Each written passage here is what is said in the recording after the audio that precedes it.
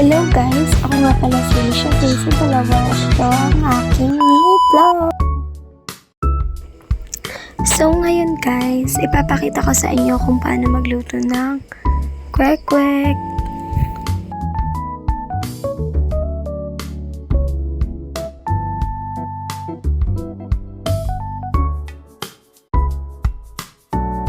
So, ang una natin gagawin is magpapakulo tayo ng itlog pugo.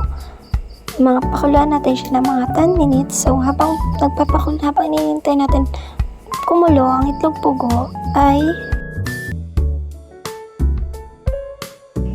gumawa muna tayo ng sausawan para sa ating merienda na kwek-kwek.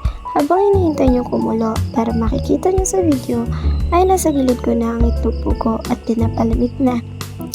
Una natin gagawin is nahihiwain natin ang sibuyas. Pagkatapos natin hiwain ang sibuyas, ay maghihiwa naman tayo ng pipino. Hiwain natin ng maliliit ang pipino. Hiwain naman natin ang pipino sa maliliit. Pagkatapos natin hiwain ng mga pipino, ay magtitimplahan na natin ito.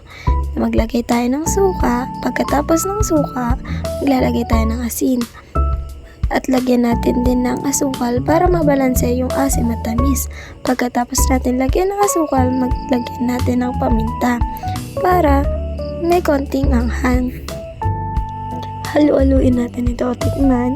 Kapag hindi pa okay, magdagdag kayo ng asukal, paminta, tapos halu-haluin nyo, tapos tikman nyo ulit. Pag okay na, magbalat naman tayo ng itlog pugo.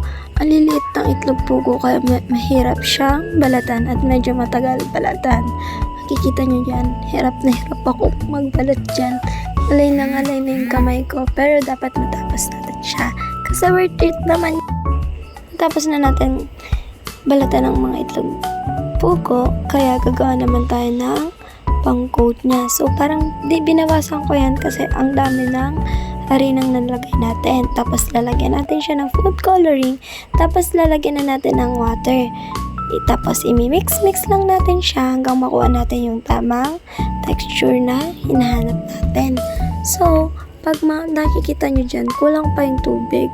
Kaya magdadagdag pa ako dyan ng water hanggang sa makuha ko na yung tamang texture na gusto ko. Pag nakuha nyo na yung tamang texture na gusto nyo, timplahan natin para may lasa naman yung harina ng paminta magic. Magic sarap yun guys para malasa siya. Pagkatapos nan, lalagay na natin yung mga itlog pugo. Iko-coat na natin siya. Para mas dumikit, lagyan natin siya ng harina yung mga pugo bago nyo siya i-coat. So, habang hinihintay natin na uminit ang mantika, is mailagay na natin lahat ng itlog, pugo, i-coat na natin siya. At pag mainit ng mantika, pwede na nating iprito ang mga itlog, pugo. So, ngayon nilalagay na natin siya guys sa mainit na mantika. Makikita nyo naman. So, iisa-isahin naman natin ang mga itlog pugo na ilagay sa mainit na mantika. Ganyan dapat yung pagkalagay nyo guys, para hindi naman masyadong makapal ang harina at hindi nakakaumay.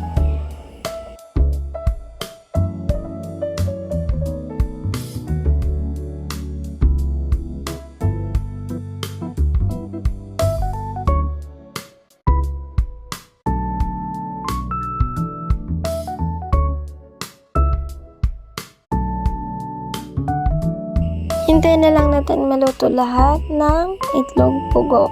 Baliktarin na natin siya para yung kabilang side is maluto naman. Ito na ang finished product. Ready to eat na. Arat kain. Thank you for watching.